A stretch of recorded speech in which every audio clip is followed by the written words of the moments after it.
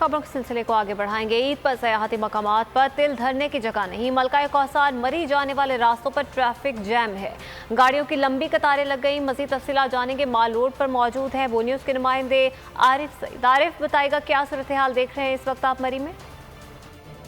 बिल्कुल, इस वक्त मैं मौजूद हूँ मलका कौसार मरी के तफरीह मरकज़ जीपी चौक पर, जहाँ इस वक्त मुल्क भर से सेओं की बड़ी तादाद यहाँ पहुँची हुई है और माल रोड पर इस टाइम मेले का सा समा है और हर तरफ स्याह ही स्याह नज़र आ रहे हैं। जबकि सड़कों की बात कीजिए, ट्रैफिक की बात की जाए तो इस टाइम ट्रैफिक इंतहाई सुस्त रवि का शिकार है और ट्रैफिक जाम होकर रह गया है।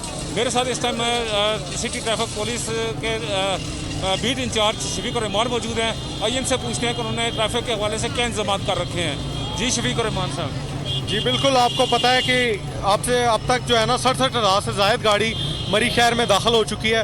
आप सिटी एरिया जीपीओ चौक माल रोड देखें, पेडिस्टेरियन का बहुत ज़्यादा क्राउड है। मरी की सड़कें शहर की बम्पर टू बम्पर ट्रैफिक से भरी हुई हैं। उसके बावजूद सिटी ट्रैफिक पुलिस बड़ी मेहनत से काम कर रही है। चीफ ट्रैफिक ऑफिसर रावलपिंडी खुद मरी रह के सारे ट्रैफिक निज़ाम को मॉनिटर कर रहे हैं और इंशाल्लाह ताला किसी भी जगह ट्रैफिक का कोई बड़ा प्रॉब्लम नहीं है। सिटी एरिया में ट्रैफिक का बहुत स्लो ज़रूर है, लेकिन इंशाल्लाह ताला बहुत जल्द जो है इस पर काबू पा लिया जाएगा। जी, इनका कहना है कि इंतजाम हमने कर रखे हैं, एक्स्ट्रा नफरी भी मंगा रखी है और ट्रैफिक को कंट्रोल करके हम इंशाल्लाह। आरिफ सही, सारी सूरत हाल से आप आकर रहे थे, बहुत शुक्रिया आपका।